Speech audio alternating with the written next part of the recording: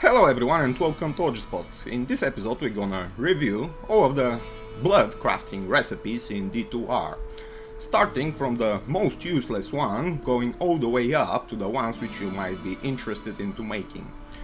So let's go ahead and quickly talk about some of the things. So in order to start crafting you have to have a base item. So the base item can be normal, nightmare or hell difficulty item, which is normal, exceptional or elite quality.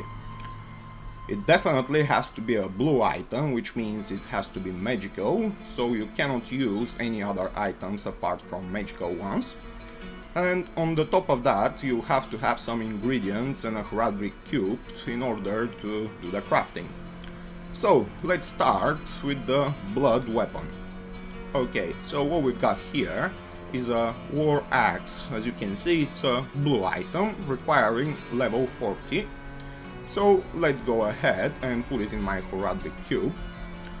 The other ingredients which are needed to craft yourself a blood weapon are Orthrune,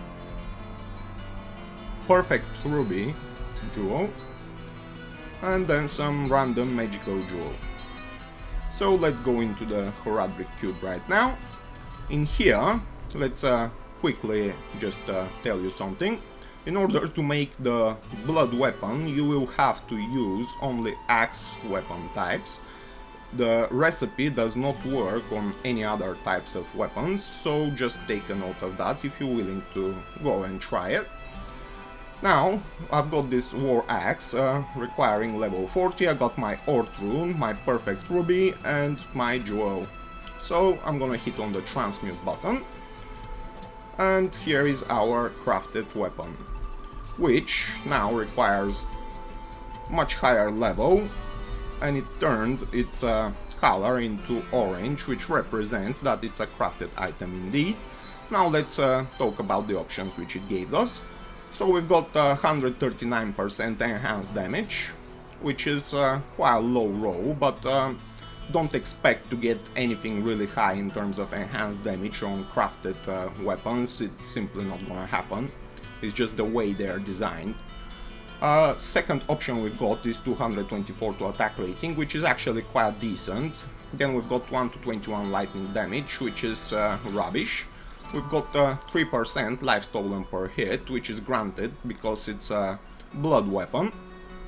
Then we've got 22 life, which is also coming from the recipe. It's quite a low roll, but still not bad.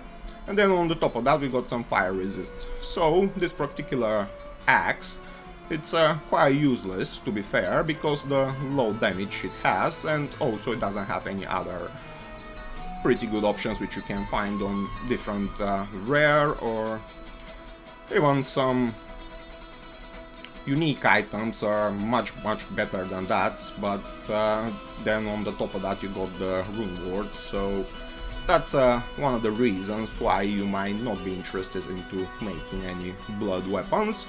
Every now and then you might get some decent ones, but still these are probably gonna be for like really niche builds and scenarios. So let's carry on to the next quite useless item from the blood recipes, and that's gonna be the shield. So in order to craft yourself a blood shield you have to use exactly the same skin shield as this one here. So this particular one is a normal difficulty item. As you can see, level requirement is 18. So I'm gonna go ahead and put it in my heraldic cube with a Orthrune, perfect ruby, and some jewel. Now, let's go ahead and craft it. So at the moment it requires level 18, I'm gonna hit the transmute button, and here is our crafted shield. So it grants us life stolen per hit again, because it's a blood item.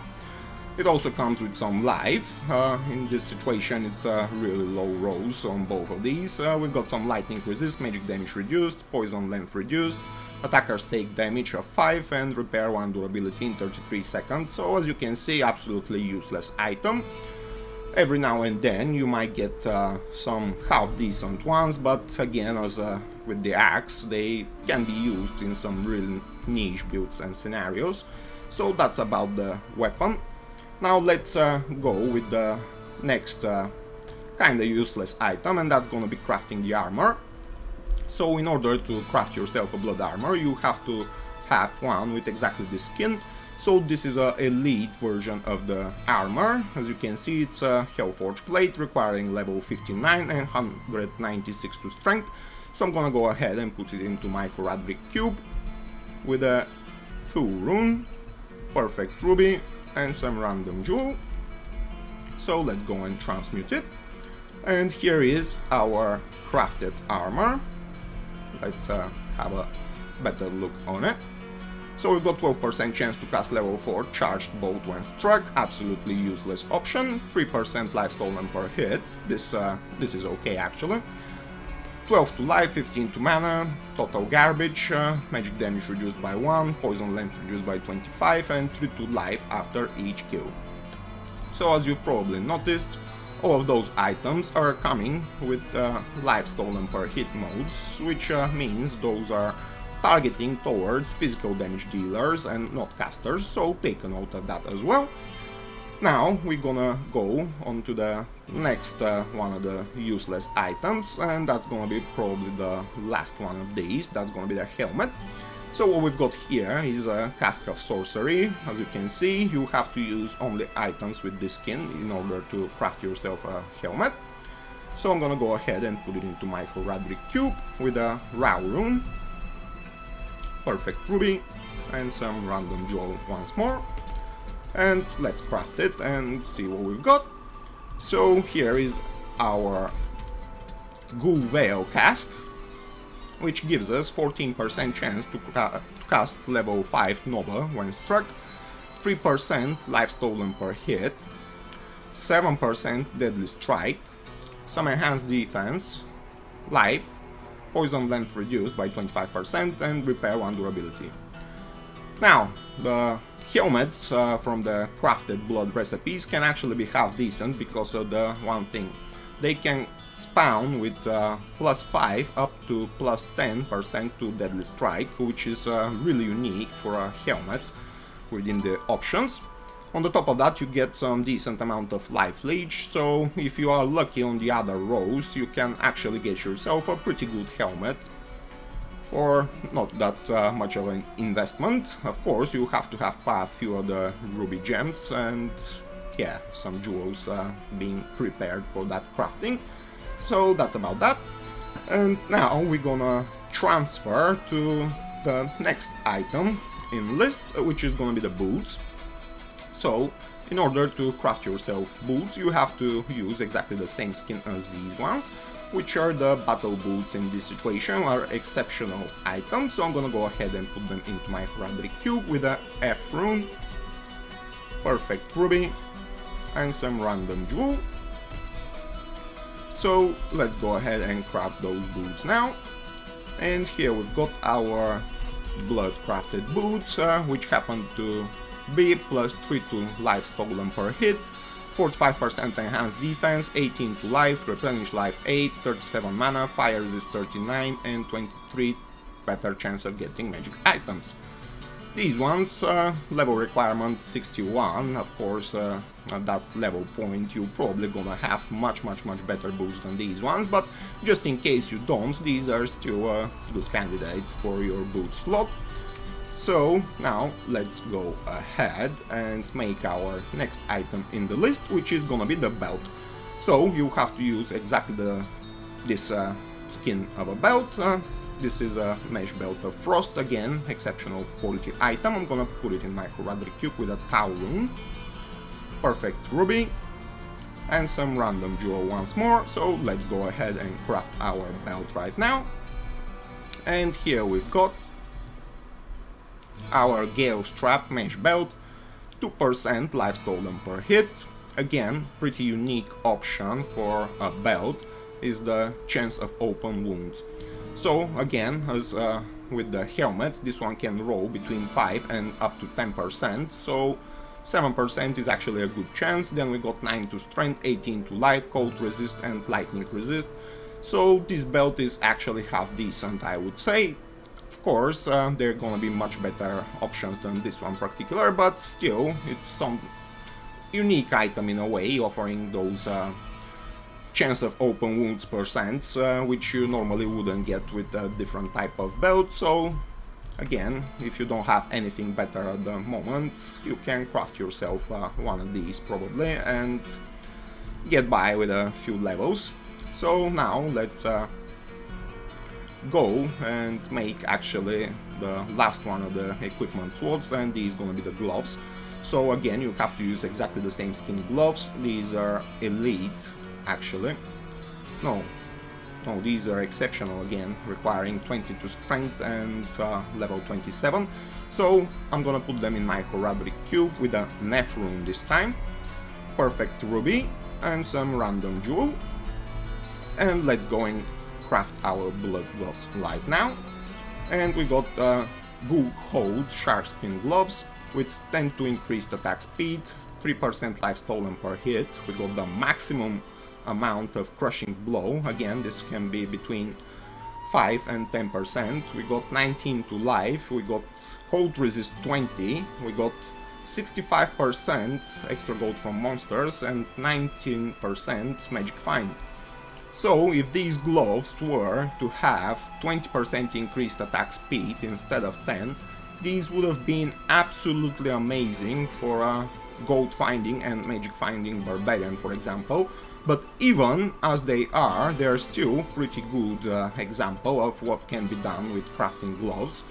So gloves are probably among the most profitable part of the gear slots if you are about to craft one of these, so take a note of that as well.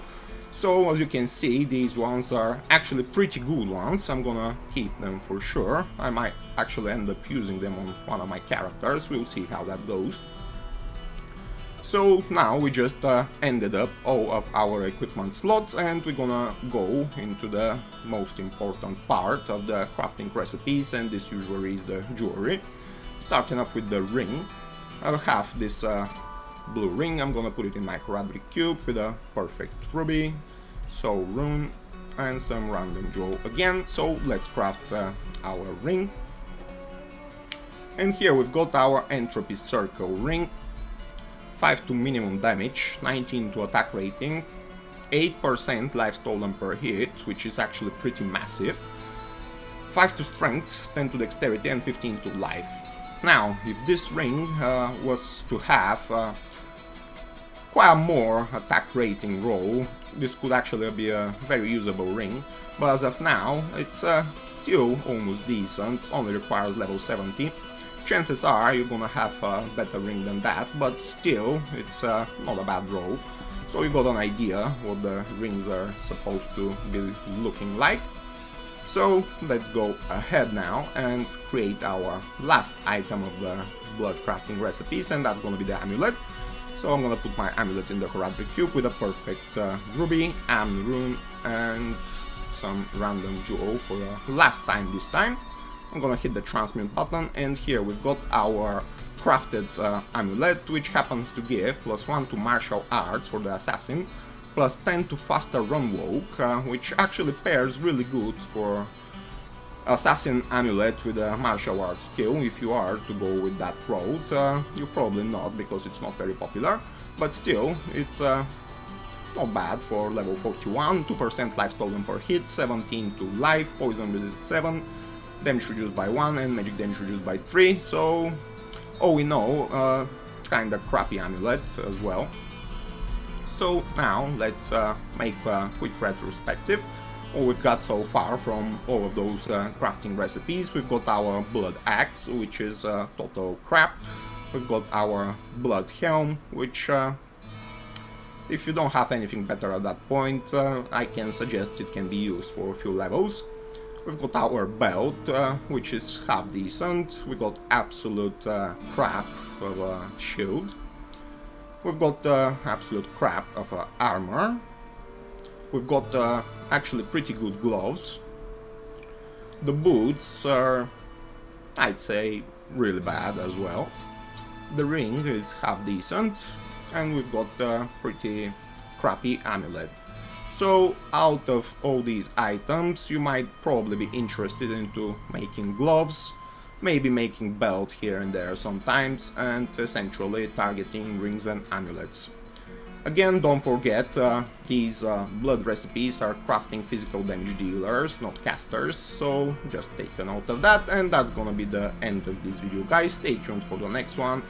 Click on the like button and the subscribe button if you happen to like this type of a content. I'll be uploading much more of that, so stay tuned for the next one, and I'll see you later. Bye!